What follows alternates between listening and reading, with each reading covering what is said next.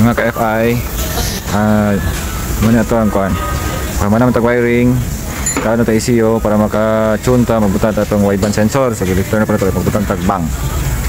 Sa yung tambutso. Tantao na po na ito yung tambutso. Kaya Fred, tantao na po taog itong bang para butan sa wideband sensor. Tantao na ito mga ka-FI ang iyahang tambutso. Muna yan sa iyang catalytic na side pero di ko naman namin sulod. Butan na mo kuhan sa bang, bangaga na mo bang. Kaya butan na ito ang wideband sensor. Bukan tag wideband sensor. Taparan na to ang iyang stock. Ano yung urig? Yung urig. Taparan na to iyang kuhan kay mag external ta o kuhan auto sensor. Dili ang stock atong gamiton. Dito niya na pod mag-tig na pod. Taon na sa bang mga ka-FI.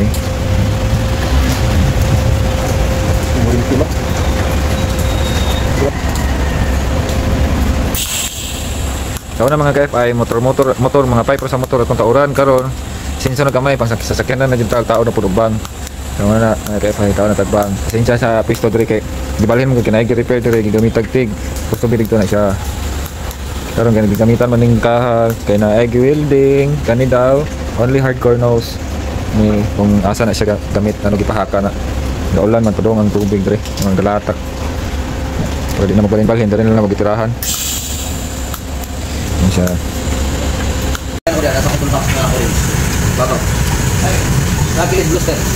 Ay mo na nang tao doon. Kaya sa takot sa Go. Ato boy.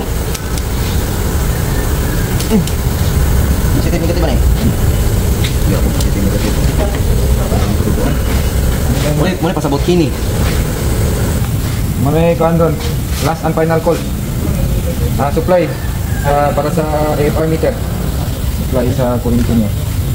Ang tawag ang bang.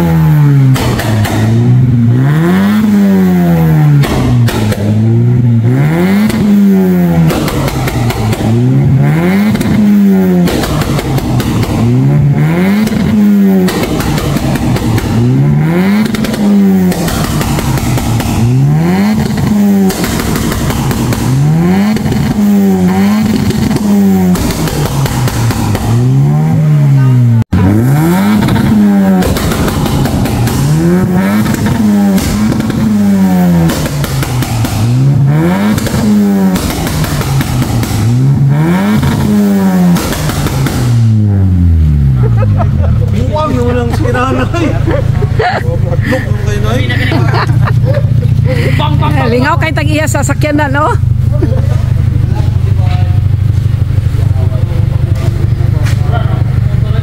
Good day mga ka-FI. Day 2 na ta karon sa itong project. Kahapon day 1 na to is ka-wiring ta dire sa ECU. Itap na to. Dayon bitaw ta og wideband sensor. Medyo na short as adlaw kay kasugod ko mga kahapon nasugod ko mga 10 na kapin. Then 30 pa to, 10. Tapos ulan pa maot ang weather. Then pagkahapon nataod ang auto sensor. Karong morning na-split tune ko. Wala na ako na video kay lisod kayo mag-camera, cellphone tapos katanaw ko sa laptop o FR meter. So